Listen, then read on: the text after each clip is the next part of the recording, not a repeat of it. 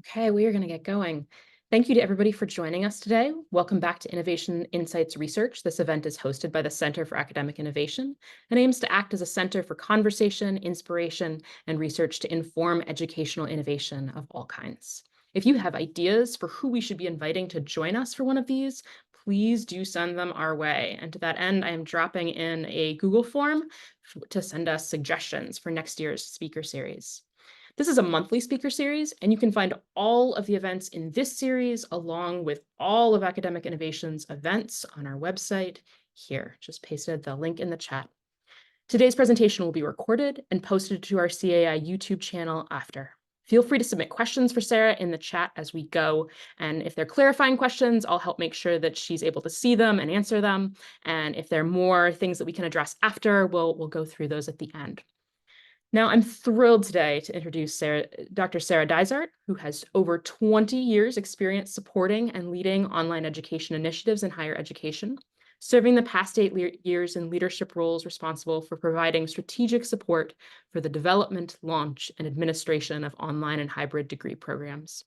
She currently serves as our senior director for online learning at the University of Michigan Center for Academic Innovation, where she is responsible for a portfolio of learning experiences, including non-credit online courses and content, non-credit pathways to credit, and online and hybrid degree programs that include stackable pathways to support the needs for global lifelong learners. Sarah, take it away. Excellent. Thank you, Kate. I'm going to go ahead and share my screen, not just so that you can see this very cute, tiny human who is no longer that little, but so that I can also start the presentation. Kate, can you see it showing up okay? And indeed, it looks perfect. All right, excellent. So thank you for joining everyone, especially over the lunch hour. I'm going to talk about some research that I performed as part of my work completing my PhD. For context, my educational background is in educational technology, and in particular, I just wrapped up over the past year PhD in educational technology and educational psychology. So this field particularly really drives together the thought processes behind why people use technology for learning and the technology itself and how that's kind of changing the work that we're doing in educational institutions. So I'm really excited to talk with you today about this particular work, which really saliently sits at the intersection of my personal and scholarly work and also my professional work. As Kate said, I help develop these types of portfolios with the teams that I lead within the Center for Academic Innovation. So this really starts with a high-level question. How do people make choices about how they're going to pursue graduate education? So particularly master's degrees. And how do MOOCs factor into that? How do massive open online courses factor into that? And I'm going to talk with you a little bit about what the research has said previously, what's been studied in the space, and then how the landscape has shifted and the approach that I took to studying this. So historically, there's really been a need to study graduate education and choices to pursue graduate education in particular. This has been true for the past 50 years or so. And in those types of cases, when there isn't a lot of research in a space, you often ask, well, does there need to be research in that particular space? And yes, I would argue absolutely. So master's degrees in particular have become more and more important over the past several decades. For learners, they increase economic mobility. For the workforce, it helps support global competitiveness. It keeps industries within a particular jurisdiction or a particular domain more current. And for institutions like ours at Michigan or other academic institution, it really supports mission in terms of extending their ability to support lifelong learning. And also, quite frankly, they are also revenue generation opportunities for many institutions. At the same time, we've seen a lot of landscape changes over the past, particularly 30 years, that have created some really compelling circumstances for better understand understanding this need to understand how people make choices about graduate school education. So for learners, they are increasingly needing to upskill and reskill to remain relevant in their jobs. So that has been true for some time, but even more so now and into the future. If you look at future of work literature, lifelong learning and the need to upskill and reskill is incredibly critical for an individual. In the workforce, those particular master's degrees are increasingly more valued. So the number of occupations requiring a master's degree for entry into a profession in the US increased nearly 23% between 2010 and 2018. And they projected increasing growth of about 20% over the next decade as well, in terms of what occupations would just require a master's degree even to get an entry-level job. So more increasingly relying on people with master's educations in terms of workforce needs. And then for institutions, the way that we are actually offering master's degree programs and graduate programs is really different now in comparison to, or it can be different now in comparison to what it looked like 30 years ago. So this thing called online education happened over the past 30 years. Online programs now make up, or in the 2017 to 2018 academic year, IPED's data suggested that online programs made up more than 20% of all master's degree programs. And institutions are really creating more master's degrees in more diverse topics. So we're seeing an increasing number of SIP codes and things that are addressing kind of interdisciplinary. I'm getting a little bit of feedback. Can we mute mics, please? Mics. Okay. And really more diverse programs being offered to meet the needs of different learners and different workforce needs. So in particular, over the past 10 years, an important development, not just because we work on them within the center, but MOOCs and stackable degrees have become a thing. So I'll talk more about those in a moment, but really that suggests a real strong need to better understand how people make choices about when do I go back to school to get a master's degree? When would I choose not to? Those types of questions. So in terms of, if you came to a talk that had MOOC in the title and you don't know what a MOOC is, I'm very impressed. Just in case, I will define it for you. MOOCs are massive in that they can accommodate a large number of learners around the world. They're open, there's no or a low cost to access with few requirements for registration. They're online, they're delivered online via the internet. And they are typically a course. I will put an asterisk at the end of this one, but the instructional activities are intentionally designed to create a full course, is how Perna et al. Defined MOOCs in 2014. I say that on the last bullet because we are now seeing things emerging like short MOOCs, which are really not intended to be a full course. They're really intended to be more about a lesson to facilitate skill building. So we're even just in the last year seeing the landscape shifting pretty dramatically here. And in terms of what we call stackable degree programs, the term stackable really refers to the concept of one learning experience building or expanding upon the learning that occurs in another learning experience. So in this case, what I'm speaking to is that we might have one MOOC, which is a course that has low or no cost commitment. It's open to anyone, and that may be part of a series. A series is a bundling of 3 to 5 courses. Those also have low to no cost and low to no commitment. It's open to anyone, no admissions requirement. But those pieces might actually make up part of an online degree program. So those pieces of content that are made available in the open space, in the MOOC space, may comprise similar content or aligned content with what you would see in a degree program. So an example of this is our School of Public Health. They've developed courses a particular course that takes content from the degree curriculum, the Master of Public Health curriculum, and they've created a massive open online course that reuses some of that content in the open space that gives people a chance to engage with a low barrier to entry. So MOOC content and activities, they're to some extent represented within a degree program if the portfolio is stackable, is defined as stackable. So to give you a sense of what the literature says in these spaces, as you can probably imagine, there's not a whole lot of literature around the efficacy of stackable MOOC degree portfolios, MOOC-related degree portfolios, but we can draw upon the rich history of research that's been done in the school choice, the college choice space, as well as the rich history of MOOC research that's happened over the past 10 years or so since MOOCs emerged. So let's start with what we know about grad school choice. So graduates, as I mentioned earlier, graduate school choice hasn't really been very well studied. In most cases, it is studied using frameworks that are used for the undergraduate college choice processes.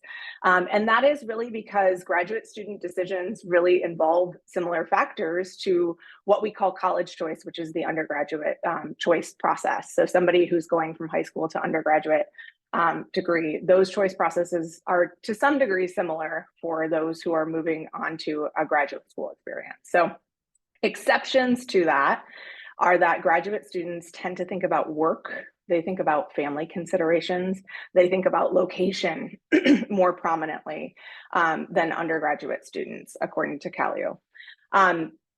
The choice process really has been focused around economic and sociological models to understand why people make decisions. Both of those are really focused on rational decision-making processes.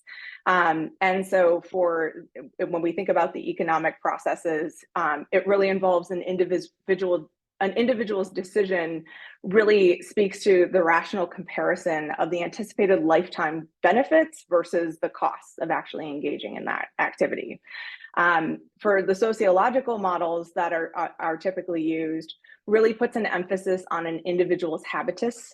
So an internalized system of thoughts, beliefs, and perceptions acquired from their immediate surrounding environment that informs their decision-making. Now, it's important to note on that last one, the sociological models, that while it's thinking about how people around you perceive education or graduate education, it's not taking self-reflections into account, which I think becomes important a bit later.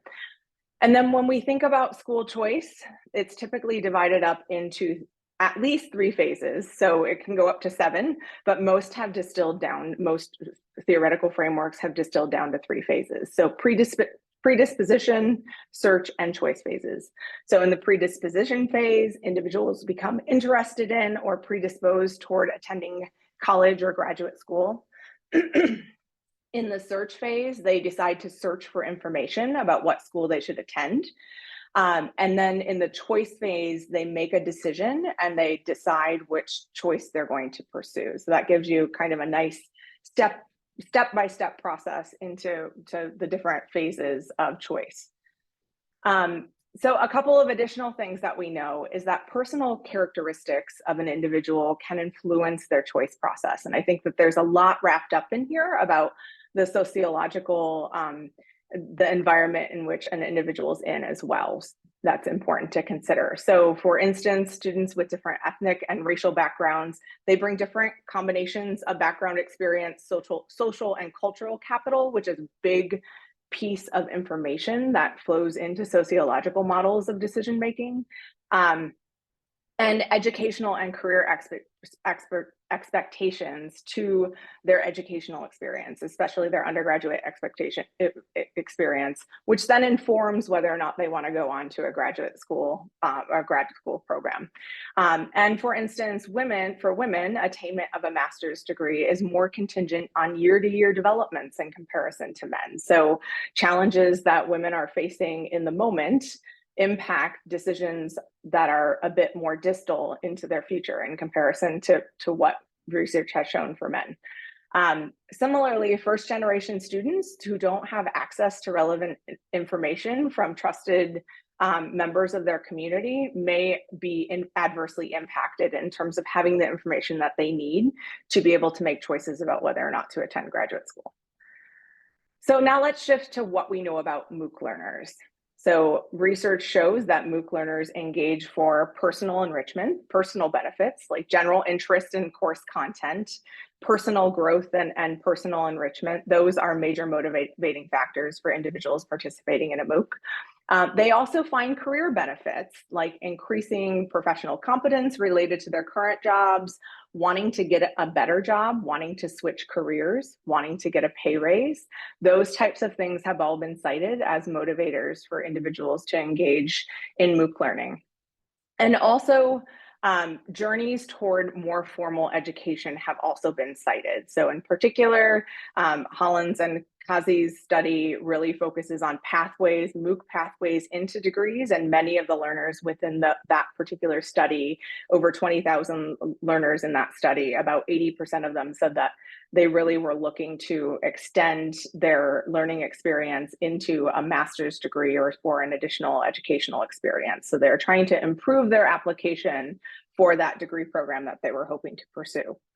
And we also see from some of the research that the anticipated benefits, particularly related to career outcomes, are realized by a lot of learners. So in Zhang Hao et al.'s study, they found that of the 87% of people who indicated that they were hoping to experience some sort of career benefit, 33% reported a tangible benefit that came out of that experience, like getting a new job, receiving a promotion, or receiving a pay increase. So it's not just theoretical that a learner engages because on the chance that they may benefit. We're also seeing research that suggests that learners actually do benefit in certain ways from certain MOOC learning experiences.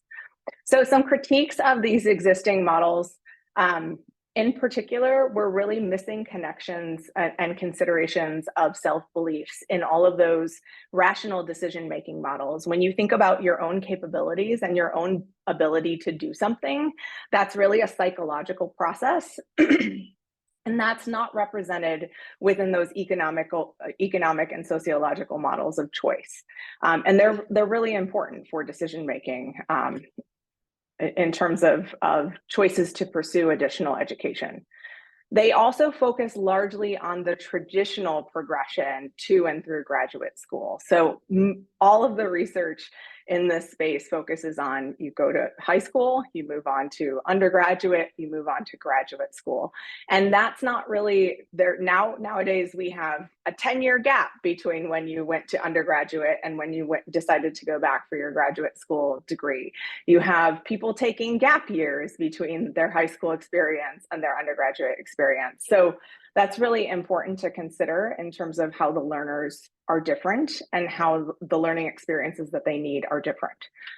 There's also no accounting for flexibility offered via online offerings. So all of the research that the foundational research done in the space really focuses on traditional face-to-face education, which has significant constraints that will impact people's willingness to engage with graduate education.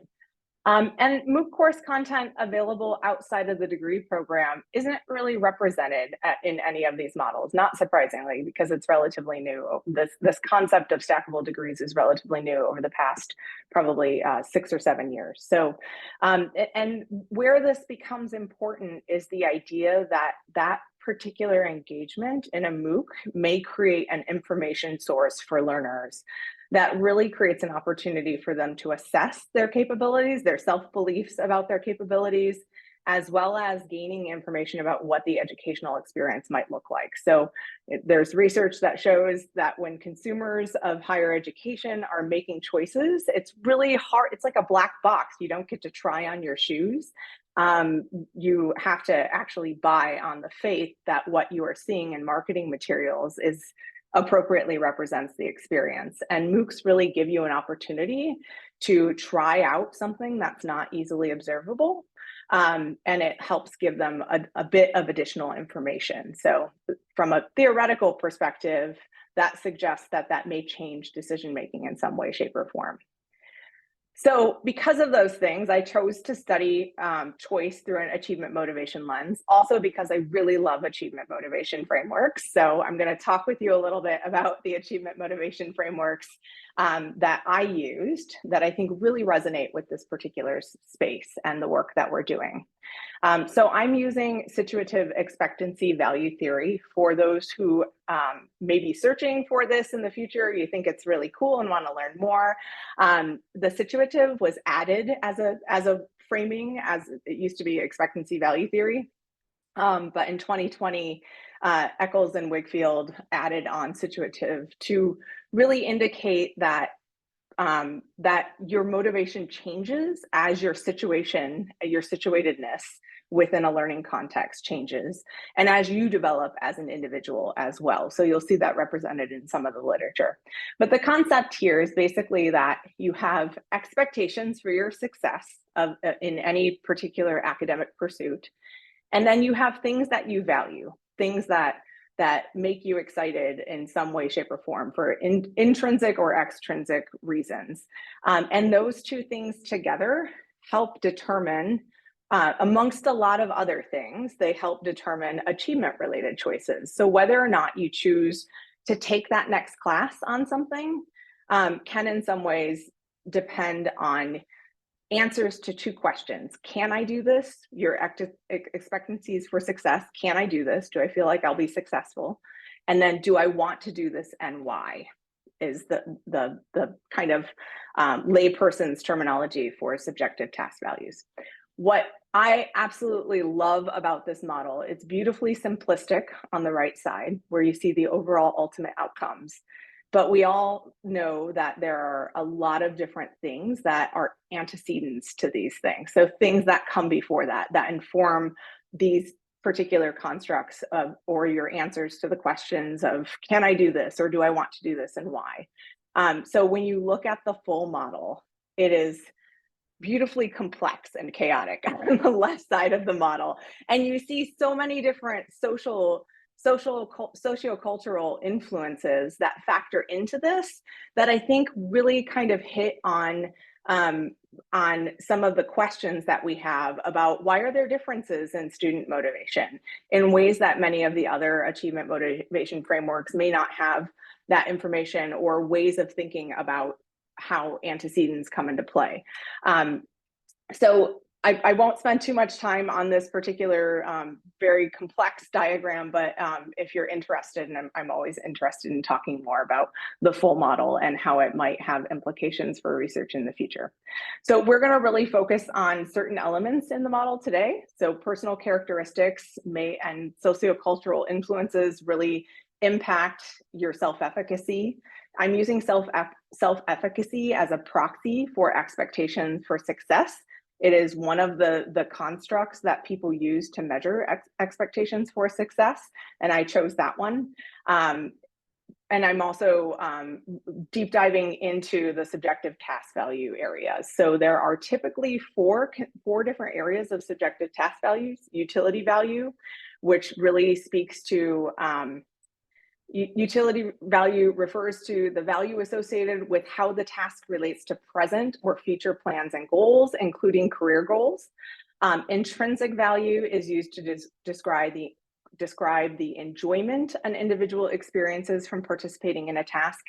And attainment value refers to the value that results from pursuing a task seen as central to an individual's sense of self, because attainment value is really linked to an individual's identity development. So if it reinforces an important aspect of your identity, you're going to experience a higher level of attainment value for a particular task.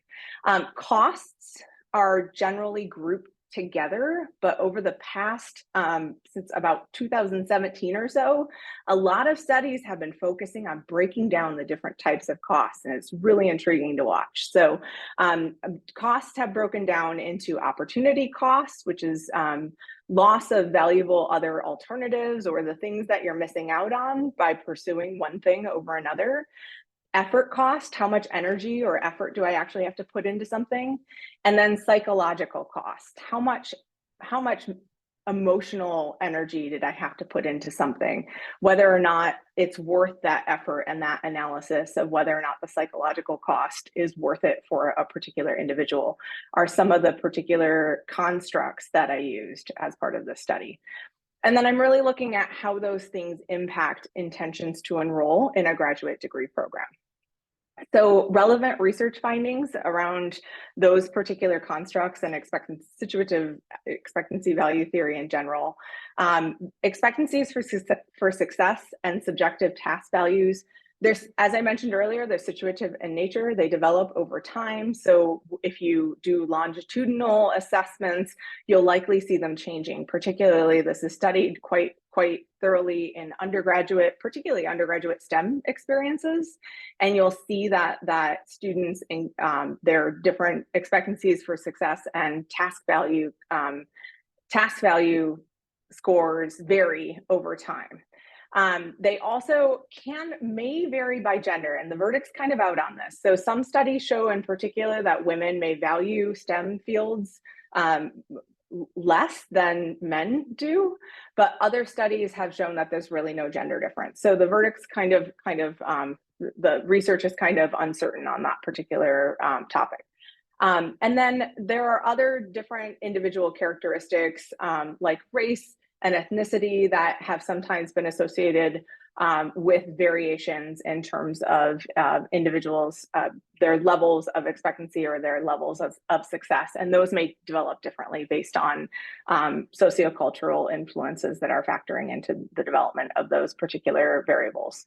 And the choice or the research around outcomes of expectancies for success and subjective task values, many of them show that the pursuit of a next learning experience can relate to what your scores are around those two particular construct areas. So if you feel positively about your success and you feel positively about valuing something, you're more likely to choose to go on to the next course or to enroll in a course related to that topic, whereas you might be less likely to if you don't feel as positively about those things. So going into my research question, I apologize for the green. I should have mentioned that my PhD is through Michigan State's College of Education, and I just copied these over because I didn't feel like taking the time to make them blue. So apologies, it's a perfect mixture of blue and maize.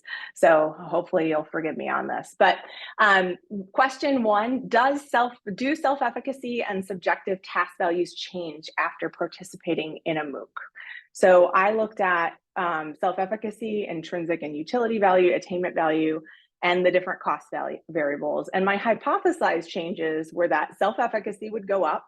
That in particular is linked to Bandura's work on self-efficacy, suggests that your ability to practice something and the feedback that you experience when you're successful at a task, you'll increase your self-efficacy. And the idea that MOOCs create a low-cost, low commitment way of trying something out seem to really resonate in terms of the possibilities for building self-efficacy. Similarly, intrinsic and utility value, that research I cited earlier that suggests that individuals engage for personal enrichment as well as career benefits, suggests that their intrinsic and utility value may go up.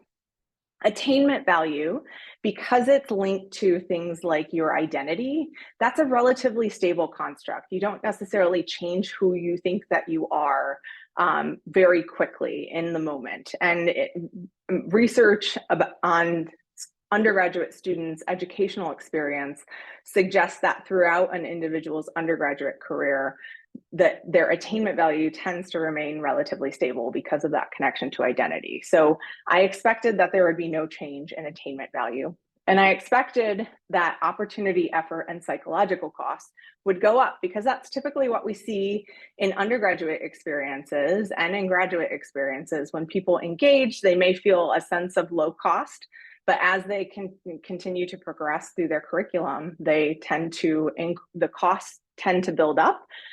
Emotional costs, effort costs, et cetera, they tend to build up. And that is something that I anticipated may happen if people are engaging in MOOCs as a way to engage or to measure to some extent whether or not they're able to balance life with formal studies.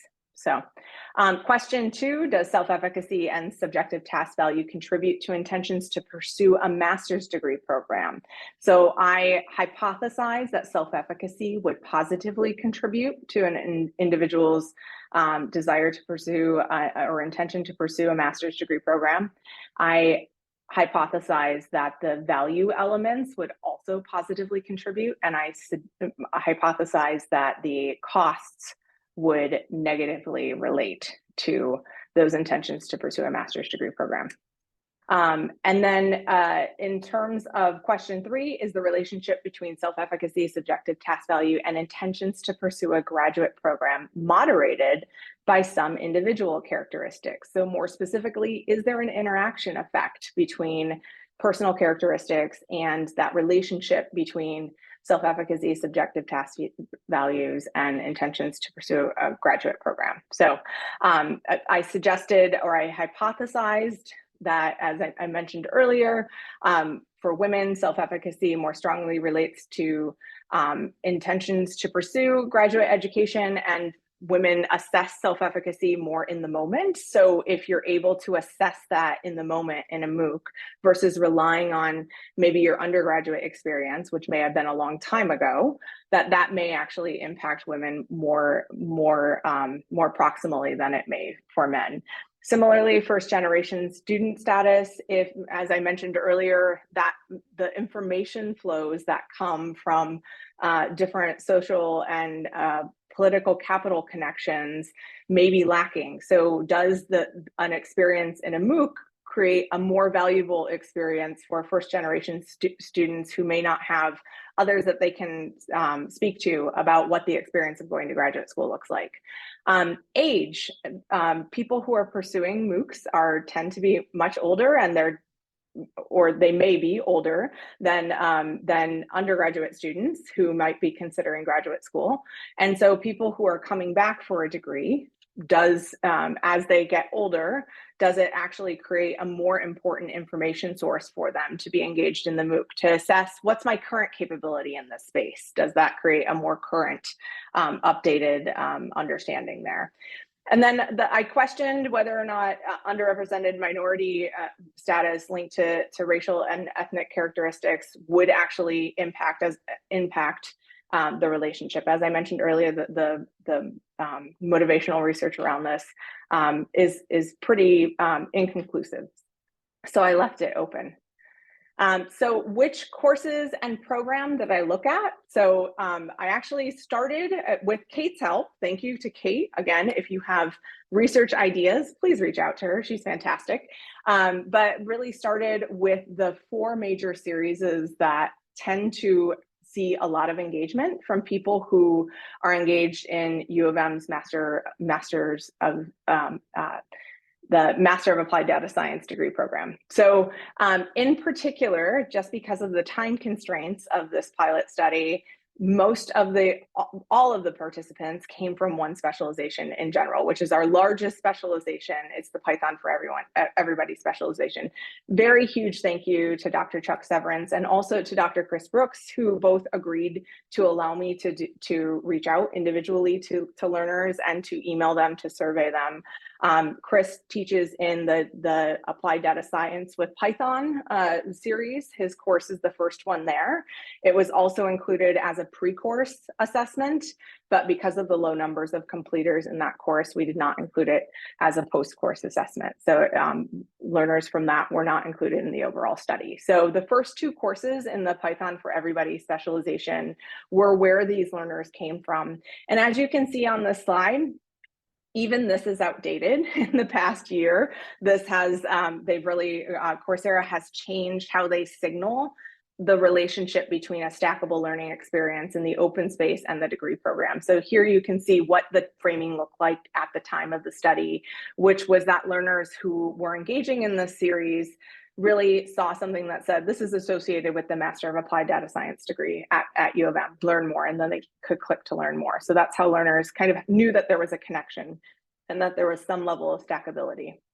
So data sources, if you are familiar with motivation research, achievement motivation research, The actual measurements are very, very, very important. And so I took a lot of time and care in selecting which particular measurements I was using for these studies. So for self-efficacy, I used the Patterns of Adaptive Learning survey, the self-efficacy items from Midgley et al.'s work. I should mention Midgley et al. And also Eccles, when she started working on the expectancy value theory, were all at Michigan. So a lot of really, really rich research around this particular work has happened at U of M, which is very exciting. So subjective task values, I use Conley's intrinsic value scale. It's used pretty extensively in research around higher education and measuring intrinsic value for learners. Attainment value, I used Robinson et al.'s survey, which is an adaptation of Conley's. And Robinson and her colleagues really kind of infused additional questions related to identity, Pugh et al.'s science identity scale, into Conley's attainment value scale, which I felt improved it for what I was looking to measure. And then utility value, I use Gaspard's utility for jobs scale, which is the only scale out there that I've seen that actually addresses really in the moment needs to consider educational utility for current job consideration. So most of the utility value scales in the space really think about, in the distant future, will I need this for my job? And that framing isn't really relevant to MOOC learners who are actually trying to engage in this work or engage in those experiences for current career growth or current upskilling progress. So I was really careful to make sure I chose accordingly on that one. And then effort, opportunity, and psychological costs. I mentioned that a lot of work has happened. I said 8 years, apparently it's 14. I can't count at this point in time, but effort, opportunity, and psychological costs, I use Perez et al.'s measures related to this and kind of relied on those particular scales. They're used in higher education, and they're based on Battle and Wigfield's original scales, which were the foundational scales that we're looking at some cost measurement items too. So intentions to enroll, I'll show you what those responses look like, but a series of questions are part of our pre-survey and post-survey pre-MOOC and post-MOOC surveys that people can engage. And I took intentions to enroll by stitching together different questions throughout that to form a continuous variable. And then demographic information is also included as part of, I believe we took it at the post stage. So procedures, pre-course survey, learners engaged with it as part of the course. Those who said, I'm interested in being contacted about additional research opportunities and who completed all of the very lengthy scales that I threw in there were emailed to say, do you want to participate in the post-course survey? So I surveyed both completers and non-completers, so it didn't matter if they completed the course or not.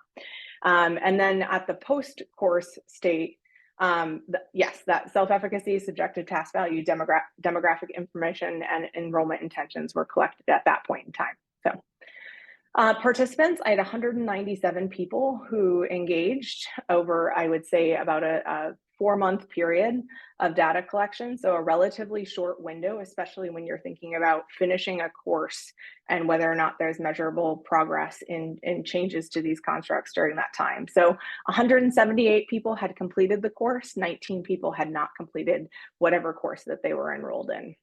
You can see the gender breakdowns and the first generation. We had about 40% of learners who were first generation status. Intentions to enroll, the different options that I selected from, does not intend to apply, about 30%. To a degree program. Not sure, and this was specifically looking at whether or not they chose master's degrees. Not sure about plans to apply, 40%. So between those two, there are about 70% of people were either not intending or really didn't know if they intended to apply to a degree program. So when you think about that predisposition stage, this is really where we see a lot of people aren't predisposed who are engaging in the MOOCs. We're not predisposed to going to graduate school necessarily. 27% that said that they had plans to apply in the future. 0.5% said that they already applied, but they don't know if they want to enroll. And 2% said that they already applied and they intended to enroll in a degree program. We did not ask, I think we actually do ask what degree program that in other questions, but I did not stitch together whether or not they intended to enroll in this specific degree program, in the MADS degree program, applied data science degree program, which is a limitation here. So they might be considering taking this and then going on to a different particular degree program elsewhere. And that's a possibility. So on to the results and some information about the analyses I used. So question 1, which was whether or not self-efficacy and subjective task values changed after participating in a MOOC. I used dependent t-test for that particular analysis. And you'll see here that there were really a couple of different places where the results were significant. So self-efficacy increased, intrinsic value increased, attainment value increased. We expected self-efficacy, intrinsic value, and utility value to, we expected utility value to increase, and that actually didn't. So I'm going to highlight the ones that I think are really interesting. I did not anticipate that attainment value would change because that's the one that's linked to identity. That remains relatively stable. And we actually see that there's a significant shift in attainment value measures for those who participated. So that's really interesting. Utility value really didn't shift, or not from a measurable perspective, which is pretty interesting. And then opportunity costs. Opportunity costs actually went down, and we expected them to go up, which was a little bit surprising. So that fact that utility value didn't increase, I think that there's a question about, does utility value take time to be realized? Can the shortness of these experiences, is it actually meaningful to individuals just to take one course versus the concept of a series? I think is a big question that stood out to me. That fact that attainment value increased was really, really interesting. The work that has happened in this space around attainment value has really suggested that people have a pretty good feeling of what they want to go into when they start their undergraduate experience. And as they experience struggles within their learning, they may, their sense of attainment may slightly decrease, or attainment value may slightly decrease. They may become more uncertain of if they belong in that particular field as they struggle with certain aspects of the work. But this is particularly interesting when you think about the concept of career changers, or people who may be coming to these experiences to really try something new out. And the idea that somebody's attainment value, which is usually relatively stable, shifted so much in the course of one course is actually pretty fascinating, and may suggest that MOOCs create an avenue for individuals to move out of what they consider to be a stable identity structure to something that's more in a growth state. So it may change their growth trajectory if you look at some of the work done around identity growth. So really particularly fascinating, and definitely needs more testing, but that was a really, really interesting finding. And cost didn't increase, which when you go back to it and think about it, the parameters within a MOOC course and a degree course, I think I based my assumptions that costs would go up based on the fact that, you know, undergraduates, they experience a lot of costs. They're balancing a lot of things. They have a lot of commitments. There are a lot of high stakes tests within their courses. Some of those things are really much more flexible in the MOOC space. So I guess it kind of makes sense that you didn't necessarily experience as many costs, or maybe you were coming into the experience expecting more costs, and those went down because you realized, oh, I don't actually have a timeline for this assignment or a deadline for this assignment. That's great. So that feeling of cost and the feeling that I can't juggle other parts of my life actually makes a lot of sense in hindsight. But when you base your assumptions or your hypotheses on the prior research, it creates some dissonance. So that was an interesting finding there. For question 2, do self-efficacy and subjective task value contribute to intentions to pursue a master's degree program? I used a multiple linear regression analysis for this, and you will see the coefficient results. So again, as a refresher, I expected that self-efficacy increases in that self-efficacy would relate positively to intentions to enroll. And here you can actually see that it relates negatively, which is really, really fascinating. And I also hypothesized that subjective task values would contribute positively to intentions to enroll. And we're really not seeing evidence of that with the exception of attainment value.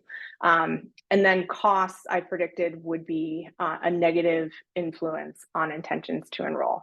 And so really did not see that coming to fruition either, because costs shifted in a way that was not anticipated. So the really interesting things I've highlighted here, again, self-efficacy relating negatively to somebody's intentions to enroll in a degree program were really, really interesting. And that the fact that attainment value, it's not surprising that attainment value relates to intentions to enroll, but it's surprising that attainment value actually shifted so much. So it became significant in this equation, whereas otherwise I would not have expected it to be so. So enrollment, so just as I've already mentioned, the really interesting things are around self-efficacy decreasing, our enrollment intentions decreasing as self-efficacy increases. And I think that this is really a place where we need to think critically about what the definition of stackability looks like and whether or not this particular experience and the measurement of, do I feel successful at something in this course, a Python programming, an introductory Python programming course, that's very different from my feelings of, yes, I want to get a data science degree program. So if something were designed to be more in closely linked to the degree program, we might see something different. So that's an interesting place to dive into the future. And then I think that there's also a question about when you think about MOOC learners in particular, and particularly research, I didn't cite it here or in the study, but the idea that if I come in, I get my skill building, and then I'm done with it, and it's like a low cost to me, why would you then choose, if you're actually increasing your self-efficacy and you're getting what you need out of the experience of a MOOC, why would you go on to a degree program? So there's a question about that too, especially when 70% of the learners were not predisposed to choosing graduate education or decided that they were going to pursue graduate education when they started. So I think that that's a pretty interesting question there. So, and then attainment value as a positive relationship with enrollment intentions. This really validates some of the other research that's happened in this space, both historically as well as more recently, but it extends them to a new learner population and a new context, which is interesting. So last question, is the relationship between self-efficacy, subjective task values, and intentions to pursue a graduate degree program moderated by some individual characteristics? I used a moderated multiple regression. And in short, the results were inconclusive. So there was no moderating effect for any of the 4 different variables that I layered in through the 2-step process. So I couldn't really say that any of them really produced a moderating effect or amplified that relationship. So finally, some discussion. Why were there no moderating effects from any of the variables? Moderating effects are actually really hard to uncover in field studies. So that's not that surprising. And then there's a question about, is the information gained from participation in MOOCs, is it really that valuable to learners? Does it really help them make some choices as predicted? I think the hypotheses and the reason why I chose certain directions of hypotheses related to the timeliness of information, and maybe learners don't see that as a valuable information source as I predicted. So some high level discussion points. There's really a lot of differences in the MOOC context as compared to traditional educational contexts. And as I've mentioned throughout, these studies, the frameworks, all of the research that's been done has been done in traditional educational context. And so I think that that needs to be taken into account when we think about who these learners are, why they're pursuing these experiences, and why they might be pursuing graduate education in the future too.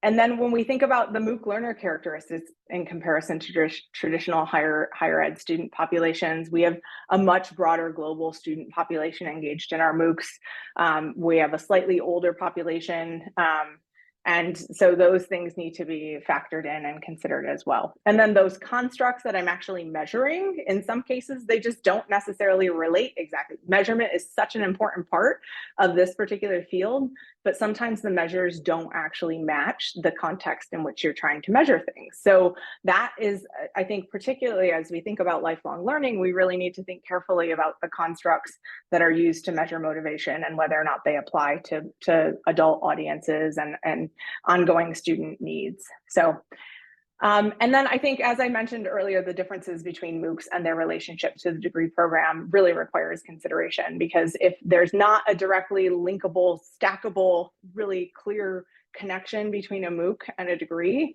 then the validity of somebody taking a discrete course that maybe builds skills that are a prerequisite for a program, but aren't really the pith of what that program is about, that maybe not be measuring a valid relationship between those two things. So things to consider. In terms of implications for research, self-efficacy negatively contributed to intentions to enroll. Do learners value master's degrees significantly more than non-degree credentials? I think that that's a place to further dive in and to better understand that. So cost decrease for learners in MOOCs. Are cost perceptions different in MOOCs? I bet they are, but I don't think that I've seen research related to that. So really interesting place to dive in, and an easy place to engage in some research there. And then more robust measurements are needed for intentions to enroll. So I mentioned earlier, I measured intentions to enroll as a categorical variable, but many people have also measured it as a binary variable, but that creates challenges with trying to do some analyses that would get you higher power. So really, that is not a place where a strong concrete measure has been created. So I think that that's a place to revisit. And then in terms of practice, higher education institutions are really looking to diversify ways to fulfill needs of lifelong learners. So these stackable pathways, I think, are really important for us to understand, and to understand what effects they may have for continuing to engage in more in-depth or broader learning experiences. So I think that this is an important start, but relatively, I will say, inconclusive in terms of the overall results and the impact to the field, but I think an important start to beginning to understand what that looks like, or the implications here. And then the findings showing self-efficacy, intrinsic value, and attainment value increases in MOOCs are compelling and interesting for us to explore further. And then the question about if self-efficacy and subjective task values, if they increase via MOOCs, degrees don't need to be the only options for learners. Or if you finish a degree, it also means that learners have valid opportunities to engage in lifelong learning that will help create increase their self-efficacy and their value around the field, even if they don't engage in another master's degree program. So interesting things to consider.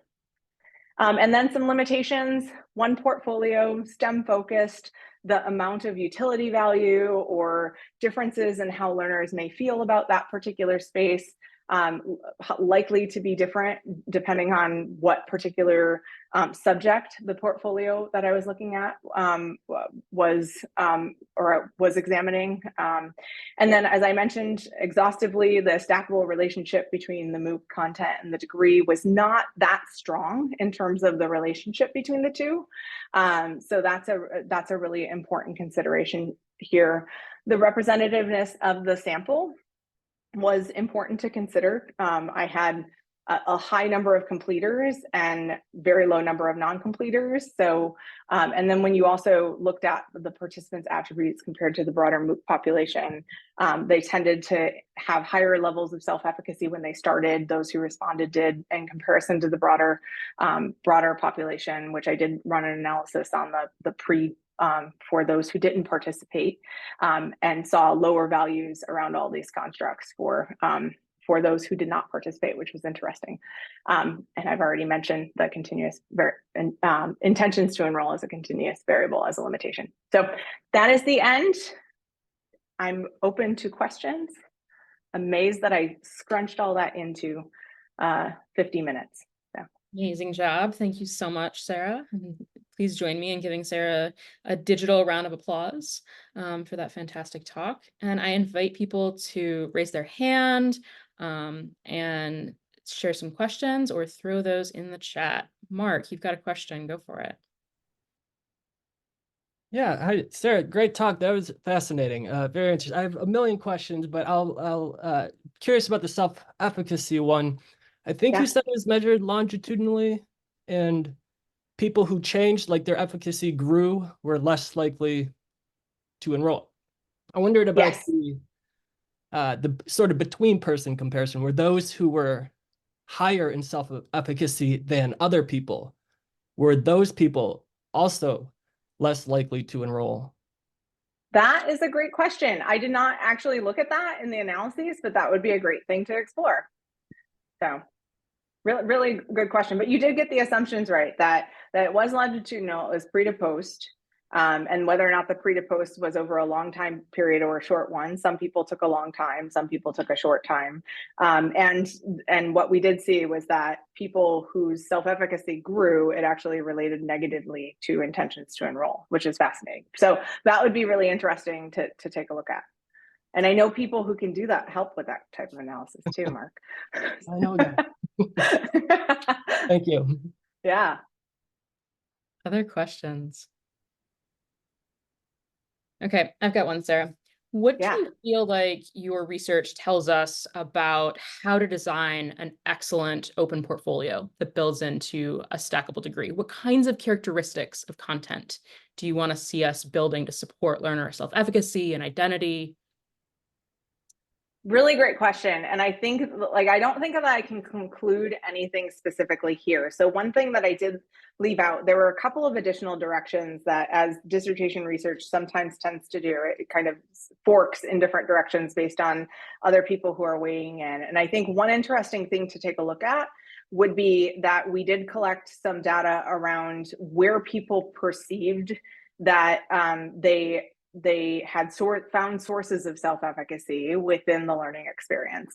And I think that's a lot of qualitative data that I didn't end up going through and analyzing, because I also had quantitative measures related to that. I didn't include them here because they weren't valid.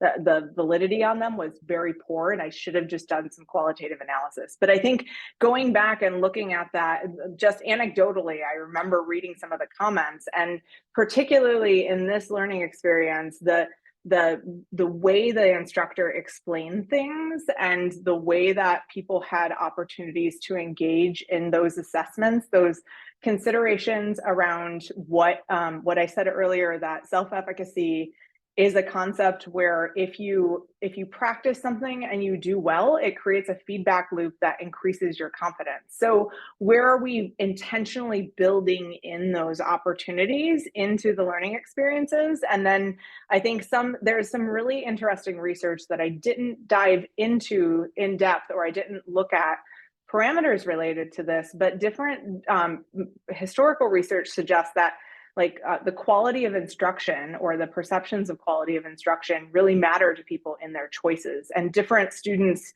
may perceive quality of instruction differently. It was a pretty shallowly measured space, so I didn't dive too deeply into that, but those considerations would be based on the comments that I read through, the qualitative comments around this instructor really explained things very well, might be something to further explore in terms of how do people perceive the instruction from U of M instructors based on how they're representing themselves through assessments, videos, etc.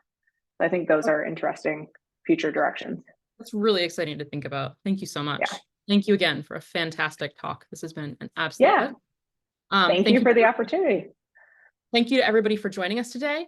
If you have a chance, I really hope you will stop by Academic Innovation tomorrow and join us for this fantastic keynote panel that we are hosting with Carissa Little, Rovi Brannon, and Sean Gatler on implementing successful models for alternative credentials. I hope to see you all there. Have a fabulous Monday.